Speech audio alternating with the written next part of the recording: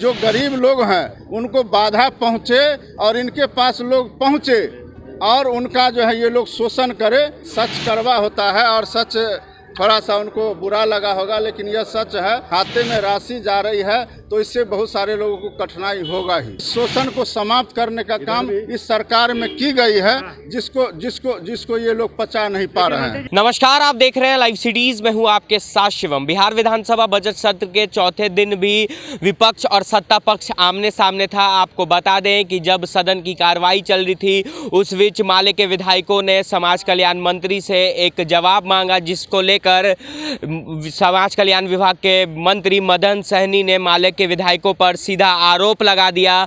और जब सदन की कार्रवाई खत्म हुई तो हमने माले के विधायकों से बात की तो उन्होंने साफ तौर पे कहा है कि अगर मंत्री मदन सहनी इस बीच सदन में माफ़ी नहीं मांगते हैं तो विपक्ष के विधायकों के द्वारा सदन की कार्रवाई नहीं चलने दी जाएगी। इसको लेकर जब हमने मंत्री मदन सहनी से बात की तो उनका क्या कुछ कहना है, पहले आप वो सुने। पूरे बिहार के अंदर में 90 लाख से अधिक लोगों को पेंशन योजना से जोड़ा गया, जो विभिन्न तरह के पेंशनधारी हैं। और उसके बावजूद भी माननीय मुख्यमंत्री जी ने यह व्यवस्था किया है कि जो भी वृद्धजन जो 60 साल से ज़्यादा आयु के हैं और चाहे वह गरीबी रेखा से नीचे हो या ऊपर हो, उसकी उन्होंने बाध्यता समाप्त कर दी है।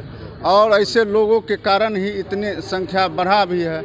आज भी जो भी लोग छूटे हुए हैं तो प्रखंड स्तर पर RTPS के माध्यम से अपना आवेदन कर सकते हैं। और इन लोग का चिंता ये था कि पहले यह व्यवस्था था कि लोगों को प्रखंड में बुला करके और नगद राशि दी जाती थी और 15 से 20 हज़ार पेंशनधारी प्रत्येक प्रखंड में है।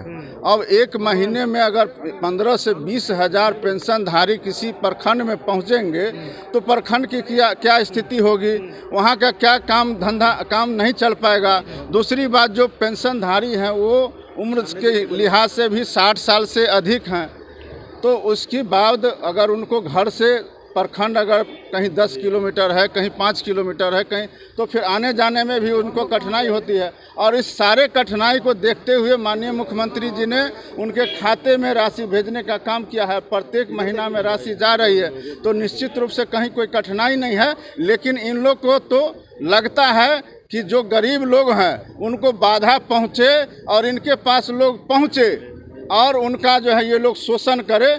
जिस शोषण को समाप्त करने का काम इस सरकार में की गई है, जिसको जिसको जिसको ये लोग पचा नहीं पा रहे हैं। आपने जो बात कहा उसको लेकर के काफी आपत्ति भी दर्ज की। देखिए, सच कड़वा होता है और सच थोड़ा सा उनको बुरा लगा होगा, लेकिन यह सच है। हम लोगों ने इस व्यवस्था को समाप्त किया है, नकदी व्यवस्था को।